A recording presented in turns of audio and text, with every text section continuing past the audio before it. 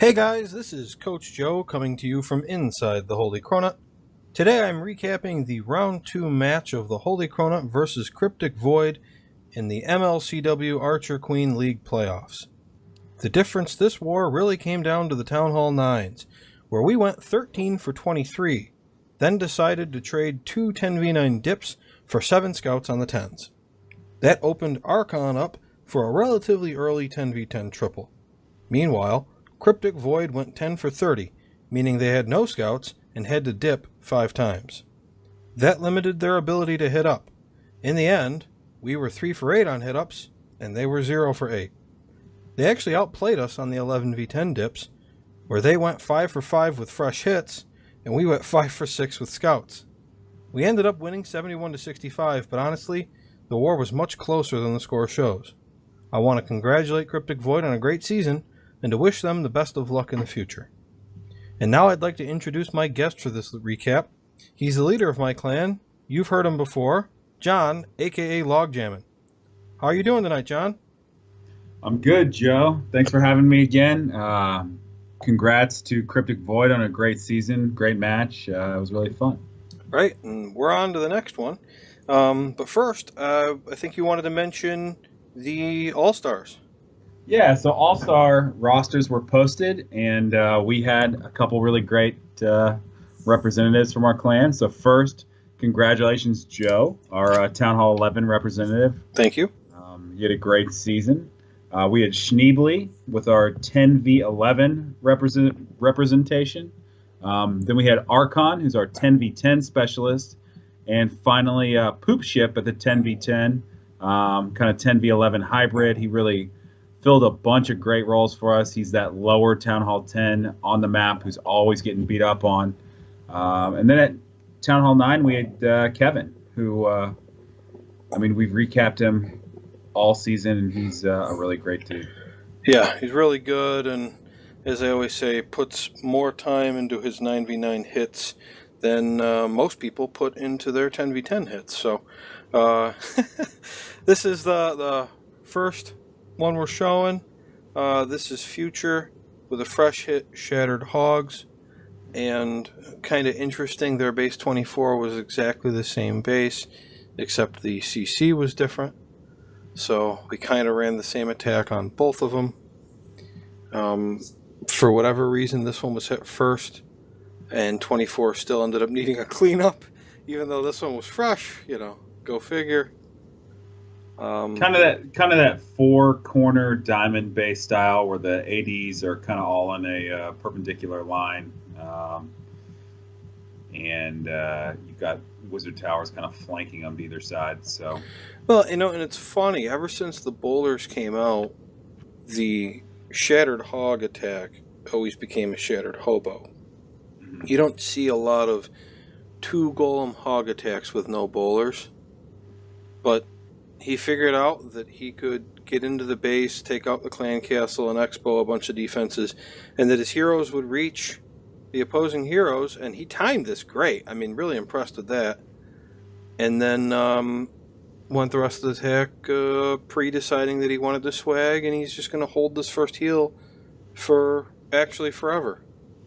Yeah, and he, like you said, the timing was really the important part here, where you've got something in the middle of the base still working through from your kill squad, but you've got your hogs going so that everything is being tanked for them, and that's how you get the swag. Even though I hate swags more than anything in the entire world, still a great hit. Was able to hold that heal and crushed it. I don't hate swags as much as you, but he was planning on swagging, which is he hit a giant bomb immediately. What the heck?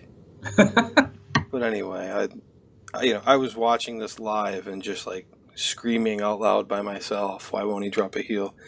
Anyway, second hit, also 9v9. This is Big Brother, who instead of getting tripled is tripling. And this is a cleanup Shattered Hog attack. He also swags, but it's not as offensive as the last one. And because it's a cleanup, he knows that the CC is a hound. I probably would have bet on it that it was a hound anyway, based on the arrangement of the buildings. But his beginning is actually really nice. Yeah, kind of a weird base, and he takes an interesting approach. Gets a wizard tower. I'm assuming that there's probably a giant bomb out there with just 10 true space, which is pretty good value, and then splits that queen off from the main kill squad. Yeah, and so he's taken out the bomb tower and the queen on that side. So, for the price of one wizard, the queen, and 2 loons, and since it's a hound, he doesn't really want the queen to go in anyway. And then he ends up taking out that other wizard tower too with the queen. So that's pretty good value for a hog attack. Right. Now, super wide funnel on the bottom side of the base with a bunch of wizards and that king. Again, because the CC's a hound, he doesn't have to worry about anything coming out to greet him out of that clan castle, and is able to get a ton of value out of the troops here too. Well, and the garbage buildings were so far out, he pre-dropped wizards before even dropping his golem, so he extended his golem life because they weren't needlessly tanking for defenses that couldn't even hit his wizards. Yeah, it almost kind of divides into quadrants once you finally get all the trash and everything on the outside done. So he kind of takes out that first quadrant, and then he's able to heal finally in the middle without taking too much damage.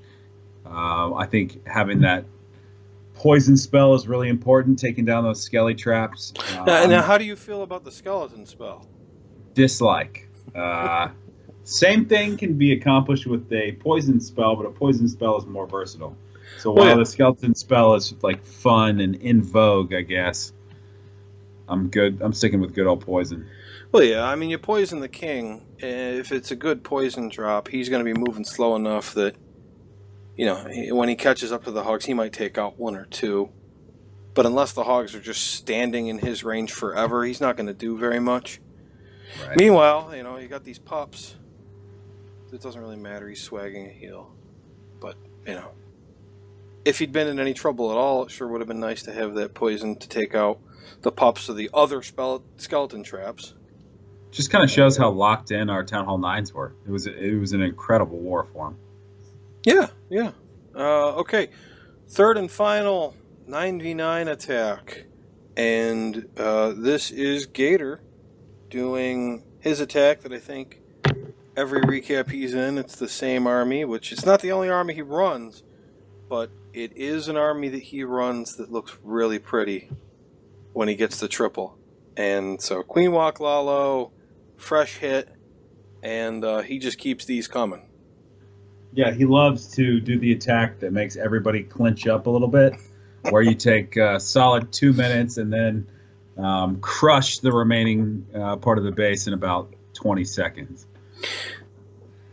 Well, it's, in the age of no one wants to get tripled by your classic 4-corner air defense Lalo attack, which was really popular for a long time until the loon, semi-nerf, semi-buff, pathing change crap that they did that made me lose my taste for loons, even though I was doing a lot of it. Everyone puts the ADs in weird locations now because, if you attack and take all 4 of them out, where are your hounds even going to go? But if you attack away from them, you got no cover for your loon, so it makes all that really hard. Well, if you're going to quad quake with a queen walk and you're going to commit 2 rages and a poison to her, that's an awful lot of troop space, but the value that she's going to get, there's an expo gone, the queen is gone, the clan castle's gone, 2 air defenses are gone, and she's still just getting started. Yeah, you have to get that value, like that incredible value of this queen charge. And then the second part of it that is really hard to get the feel for is waiting so long to drop the back end of your deployment. Well, and part of the hard part of this is he's at 42%, and this is fresh. So he doesn't know where the Teslas are. So his pathing on the back end is so incredibly important because he's going to run out of time if his loons have to backtrack at all. And look at that. Look, his first wave of loons gone because there are the Teslas. So, okay, well, time to kick it into the next gear. So I'm going to use my rage there instead of on the queen. And he ends up blasting them, but, he used 3 loons to figure that out. Right. Doesn't matter though. At this point, at this point, it's over. He's got his minions coming from the bottom side to clean up as the loons sweep through. He's got his queen kind of pointed the same way. Um, it's just one of those really, really pretty attacks that when it works, it just works wonderfully. Yeah, I want to say he ended up with like 15 seconds extra here. I kind of wish that when you're watching the replay, they would show you the full time so that you could get a feel for how urgent the ending was. But anyway, that's for a future update when they make it so the cannons can fly now or some bullcrap. Or giant skeleton head. Or so maybe they'll put pumpkins. They'll put jack-o'-lanterns on the barbarians. And here is our 10v10 triple this war. It was the only one for either side. It was our second. We had a Town Hall 9 Scout, and then we attempted a hog attack on it that started out great from Thang Long and did not end so great. So we said, let's just throw miners at it. But, Archon, the way he talks, sometimes you'd think he just throws the troops out there. But as we were talking about earlier, he actually puts a lot of thought into how he's going to funnel and support his miners. Yeah, I mean, just think about the fact that he just bowler bounced a hut just to get it out. 3 bowlers. What kind of damage can 3 bowlers do? Well, with Archon, a lot, because he's thinking about those individual buildings and what they're going to do from point A to point B. And honestly, this base had some bizarre, I guess, giant bomb placement, and a Hound CC for Archon is church. One thing, if you look right there where the Inferno Tower just was, the miners moved past it and took out a sweeper. There is a giant bomb between the Inferno Tower and the sweeper down there, and he didn't set it off. So, as I always say with these 10v10 miner triples, that no matter how good you are, if you tripled, there was probably some bit of luck involved in your triple, because miner pathing, you can't control it. You do your best early, and then if you have a rage, you kind of use that to hurry them up in one spot so that you can control where they go. But to miss a giant bomb like that, that's awesome. Yeah, and at this point, you're yelling, backtrack, backtrack! And then, level 2 Inferno, I think. So not a big deal. So, I mean, at this point, I'm watching it live. I'm still nervous, but everybody else is telling me to shut up because he's still got to heal. He's still got, 15 miners, and it's like, yeah. So that's all over. That's that. Another great hit from him. This is why he's in the All-Stars, because if a base can be tripled with a good plan, and you give that plan to Archon or he comes up with it himself, he will get that triple. Yeah, and I just want to address kind of the general uneasiness going around the AQ League this last week. As people found out today, Matic was banned from the season. Highly Active moves into the spot. We had a really, really shady video showing what I can only assume is a mod attack gone wrong. So Highly Active definitely deserves it coming in. We are going to get our negotiation into high gear so that we can get this war done. But congratulations to AZ Wildcats and War Bears. Both of them are incredibly deserving clans. They're both great. Should be a close match between the two of them.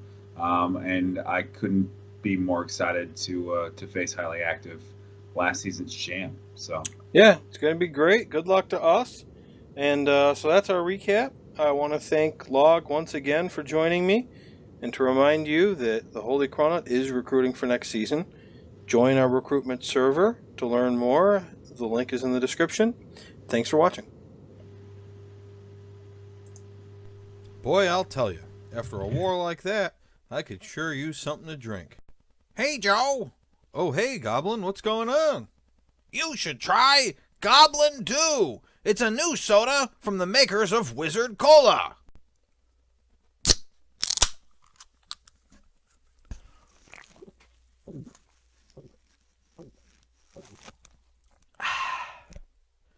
Oh wow, that tasted great. I'm full of energy and feel ready to triple.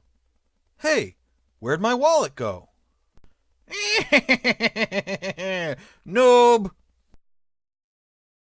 Domino's Pizza delivers quality so you can avoid the Noid. We keep the Noid out and all the quality in. We avoid the Noid.